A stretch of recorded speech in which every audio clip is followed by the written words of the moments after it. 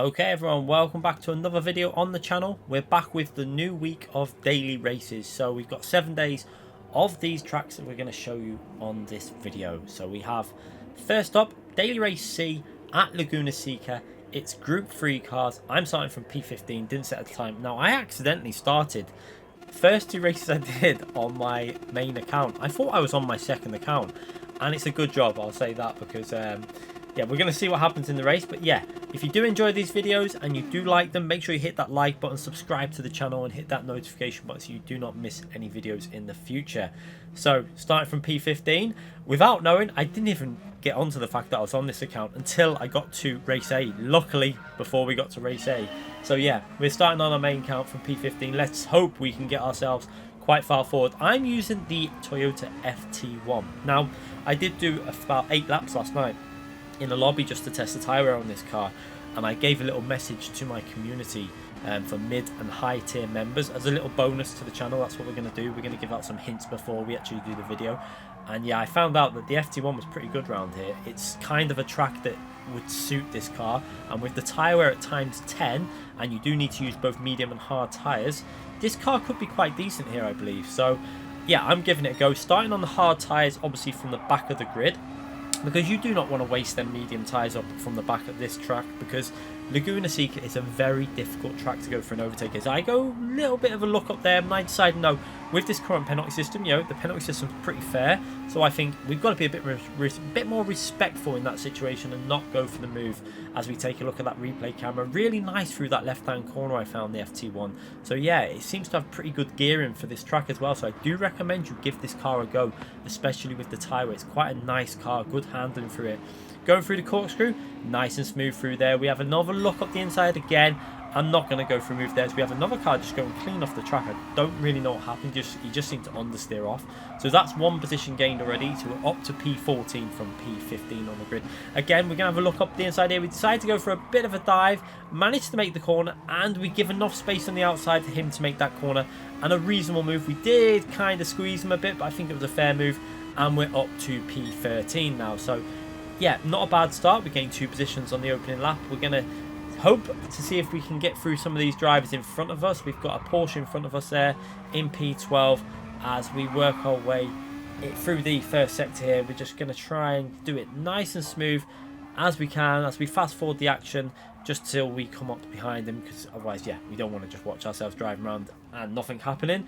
Through the corkscrew, nice and smooth there. We're on actually a pretty okay lap at this stage. We get a little bit held up here, and then we're going to go for another dive up the inside into that same spot we made the move before. Brake as well as we can. We do that one a little bit better this time, making the apex almost perfectly. Going to the left hand side of the track, and he decides to give me a little bump draft, so maybe he realised that our pace is probably a little bit stronger than his pace is going to be, so maybe he thought, yeah, we'll just bump draft you and I'll try and use your slipstream for a bit. So braking nice and early. What I do find is braking midway between the 4 and the 3 board is really good, because you're not over braking on the tyres, and it kind of helps look after them tyres. So we're going to fast forward the action now to the end of lap 3, and we've got a lot of chaos going on in front of us. We've got an RS01, which I do not advise for the race. Good for time trial, not so good for the race. And this guy, he just absolutely sends himself to the shadow round there. At that point, I decided, you know what?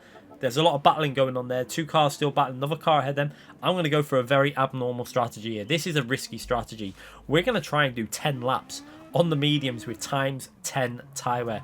That is the equivalent of 100 laps on these tyres if you had times 1. So it's not going to be easy, I can tell you that now. So yeah, I did do a test, and I did say on my community message that I believed 6 to 7 was quite optimal. I think you could actually get an undercut if you went onto the hards at lap 7. So yeah, 8 laps if you're good at tyre saving, but 10 laps, I didn't think this would be the best idea, as we're now catching up the guy in front of us there. We fast forwarded the action ahead a bit here now, and we've managed to catch up P14, who is either on worn softs or hard tyres, not too sure, but he takes a bit of a weird line through there, and we make that move quite easy. Unfortunately, we were on a quite a good lap on that lap, but we had to back out of it there. We didn't want to get a penalty. So yeah, this lap kind of not so great, but good thing about the FT1, even though, you know, tyre wear is times 10, we should still be able to do a fairly okay lap on the next lap as we go onto the main straight and finish this lap to start another lap in this race. So we're currently up to P10. As you can see, we've managed to get a bit of an undercut here now as we've gone through the pit stop phase. As we're coming down the straight now and we've got a car coming out the pits, this is going to be vital to our strategy. We need to get out ahead of that car that is coming out the pit lane, and luckily for me, we've just about got in front. So that was a vital moment in this race because we did not want to get held up behind him while our tyres are still in pretty good condition. So yeah, nice little move there. Up to P10, you've noticed we've gained some positions there with this undercut already from people that have probably started on the hard tyre that were in front of me. That is another advantage to this strategy. You get such a big undercut on the mediums, if like for the people that are pitting on the end of lap 5, etc. So yeah, looking good so far. We've got a long way to go though in this race. This is going to get more difficult as the race goes on, but I will say the FT1, if there's a car that can do this strategy, I think the FT1 is the car. There's also another few cars, probably the RCZ would be pretty solid at doing a long stint. Also the Beetle will be very good on tyre wear at this combination, and also pretty fast around the track. And the Porsche will always be a competitive car, a combination like this. It's a kind of car that's going to do well. But the FT1, I think, is no one else was using this in this race, and a lot of the time it gets overlooked, but I would say give this car a go. I really enjoy driving this car. It suits my style. It seems to have a really strong front end with quite nice traction out of the corner, so I do like it. As we go over the lap, not a particularly amazing lap, but it was a third lap on the tyre, sorry, because obviously the out lap, then we got held up on the main lap, and then yeah, that lap, so could have been a bit faster, but still a 1:21, not too bad there for our third lap on the tyres. And now we're going to see where we're going to end up in this race. You can see we've managed to get more undercuts on this lap. As we went past the pit straight, we gained another few positions, so up to P7 as we skip ahead now to the main lap when more people are starting to pit. This is lap 7 is where most people are going to pit, and let's see how well this undercut has worked. And I think you're going to be quite surprised at just how well this has worked, and this is why I say this is a pretty good strategy call that I've called here. You can see we're not up to P3 technically. When that car comes out to pits, we're going to drop a position there, but we're up to P4 in this race, and the car in front, I believe, is on the harder tyre at this stage. So this is going to be really interesting. You know, we're up to P4 from P15, a track that you cannot really overtake on. It's a very difficult track. You can obviously do some moves here, but it's not the easiest track to get past on. So we're going to skip ahead again, and we've managed to catch up P3 for the final position on that podium. And this would be a pretty nice thing if we could manage to get the move. And he absolutely bottles the final corner there. Goes in too deep. We're going to go to the left, and we've managed to get that position and up into P3. So looking quite good from the back of the grid. The FT1 serving us very well. You can see the tyre wear, it's been pretty consistent even with that tyre wear on the left hand side. It does look quite bad, but the FT1 does seem to drive reasonably well when the tyre wear is quite bad, if you know what I mean. It's similar to the McLaren in Group 4. That car is very similar. It still drives very well when you've got tyre wear. So yeah, I recommend giving this car a go. I think it will surprise a lot of people because I've seen mainly WRX and Pretzers. I think RCZ is going to be used, obviously, and Porsche will be used at this combination. But another car that you might want to try out, the Mercedes AMG. Mercedes AMG is pretty strong as we're trying to break the slipstream to the car behind. You can see I expected this car to stay with us really easily because he was on fresh hard tyres and we're on very warm medium. So I thought he's going to push us to the end here and give us a bit of a battle. So I was trying to keep it nice and smooth. We're trying to look after our tyres, so I'm being very gentle with the downshifting because the faster you downshift, the more wear you will take out your rear tyres. And we're trying to be a bit cautious in the braking zones, not overdriving the car. And yeah, the FT1, pretty much a very nice car for this type of driving. So into the final corner, braking nice and early, getting into the apex, trying to be smooth on the throttle here. You can see that is a corner where you can easily take a lot of rear life out of the tyres. But you can see we're actually pulling away and we broke out the slipstream to P4. So quite surprised we managed to do that. And it looks like this race is going to be a quite simple one. We get to the final lap of the race, we actually picked up a half-second penalty on the corkscrew for cutting it. I nearly lost the rear, and instead of trying to save it too drastically, I decided to cut the corner because we had a big enough gap. And I'm going to be brutally honest, half-second penalty at this track with that penalty zone, it probably only loses you about 3/10 at most. So not the biggest issue. As right at the end there, I have to say I did bottle it a little bit then. I thought we were going to end up in the wall, but managed to save it. We just about kept hold of that. The tyres are starting to fade. As expected, this is a 10th lap on these tyres, but it's still not too bad to drive. I think we could have got this car into the very low 23s, maybe even in the 22s on this final lap if we would have been a bit more smooth without the penalty, etc., and just drove it a bit more calmly. But yeah, I do recommend giving this FT1 a try. If you haven't already done it, give it a go. It could serve you very well in this race where you want to get your overtakes done with an undercut. It's how you're going to get the moves done at this track. It's so difficult to get past on. You're really going to have to consider doing it in the pit lane. And as you can see there, we've managed to do that from P15 to P3. A lot of gains in this race. I'm very, very happy with that result. So yeah, luckily as well, considering I was on my main account, I was lucky because I didn't know I was on this account at this stage. So yeah, very lucky there. So we're going to move on to Daily Race B, and this is Bathurst in Group 4. Now this is where kind of a bit of a problem with these daily races are going to occur, because this is going to be dominated by the FF cars. I've decided to use a Mustang because I wanted to be a bit different. I did 2 laps, I think it was, before we joined the race. Not a particularly great lap, but I kind of wanted to start in the midfield anyway, just to get an idea of how the racing would be around this area as we're starting the race.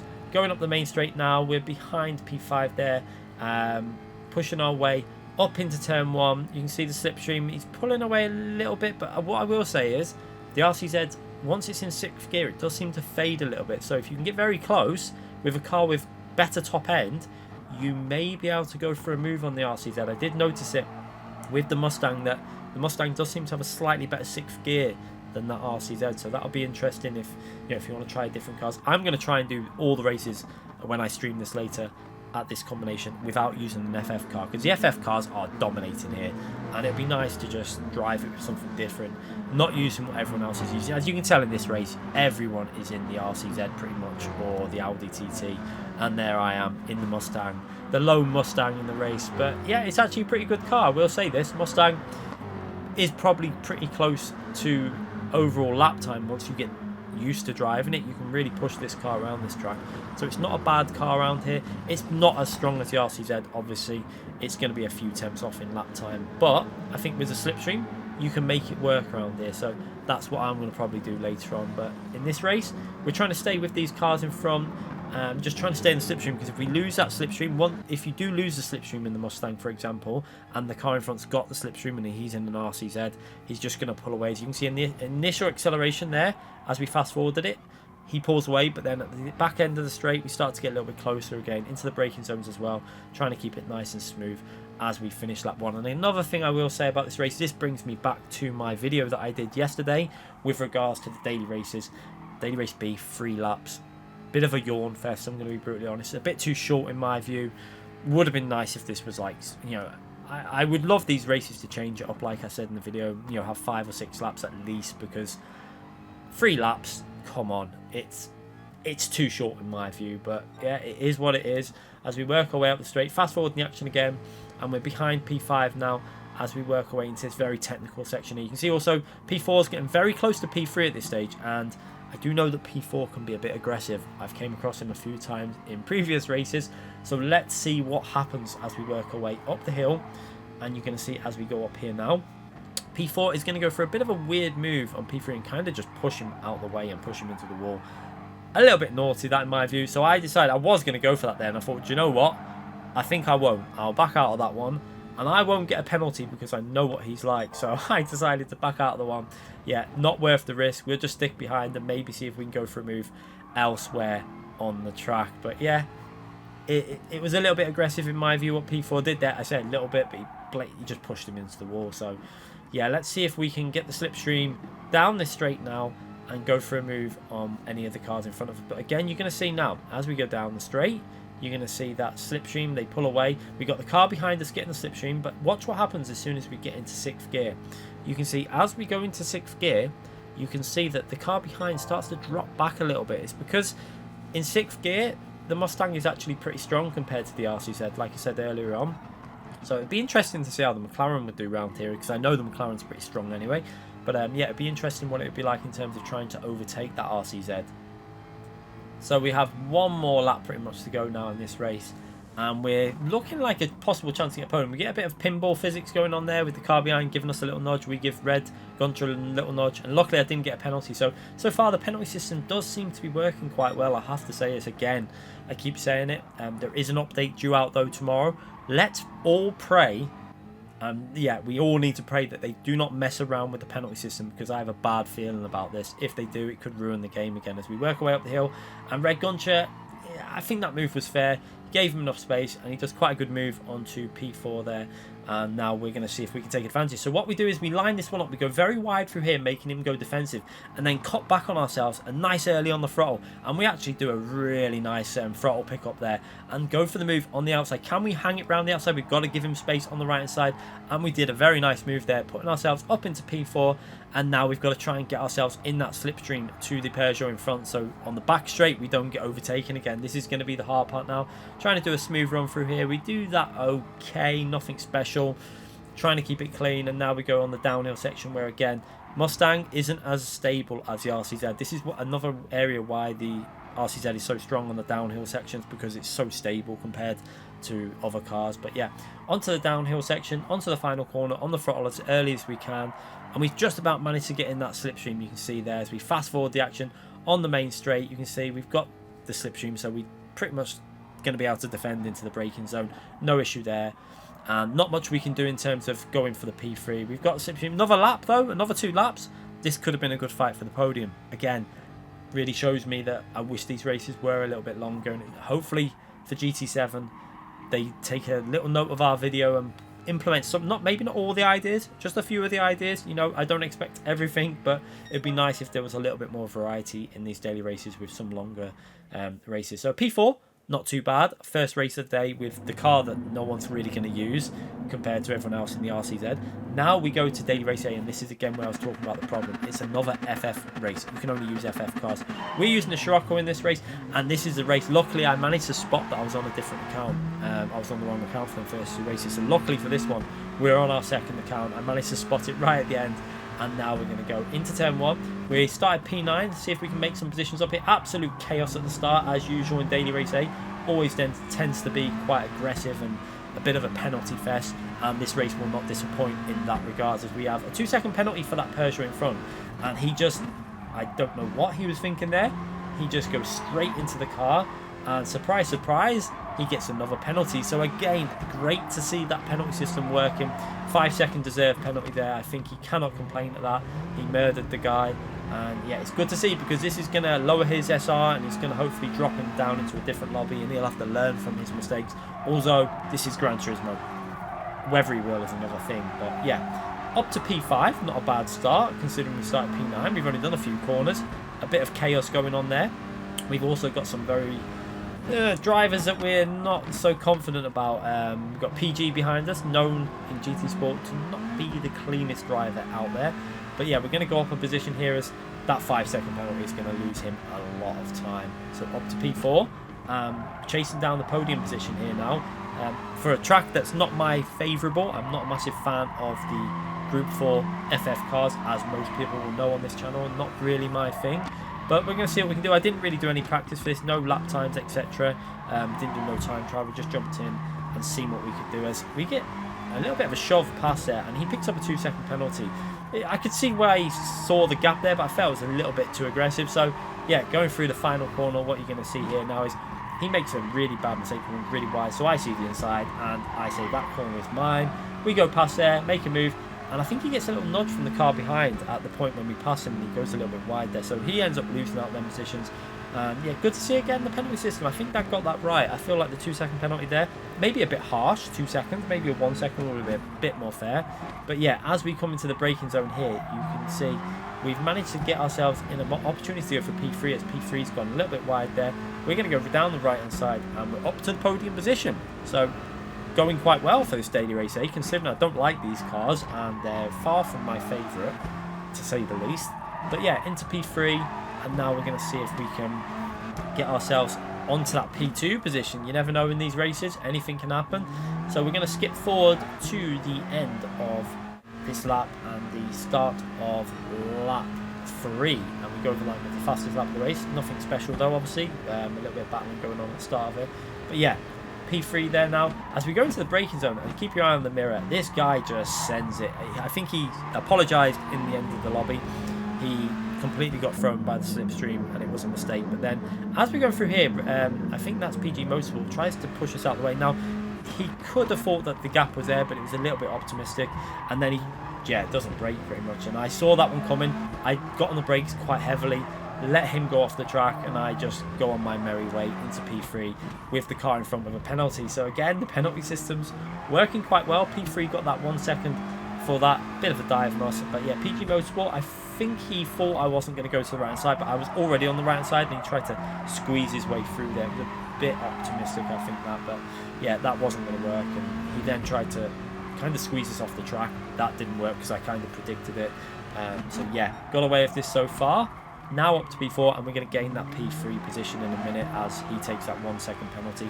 It's quite a costly penalty at this track, considering it's not too far from a braking zone. It does lose you quite a bit of pace. So can we manage to get ourselves up to P2 though? So we're going to skip ahead to the last lap now. We've managed to catch P2 up, and we're going to see if we can go for a move on P2 as we work our way into the final corner. Early upshift into third gear here with the Scirocco really helps, gives you good traction, and we're going to see if we can go for a move. You can see we've got a nice run on him. So what I'm going to do is I'm going to stay to the right hand side of the track to see if we can trick him into going defensive. Back to the left, give ourselves a good line through the corner. You can see this has worked a treat. Up on the inside of the corner, we've got the line for the corner now, and we've managed to get ourselves up to P2 with an absolute... I was really happy with that overtake, brilliant overtake.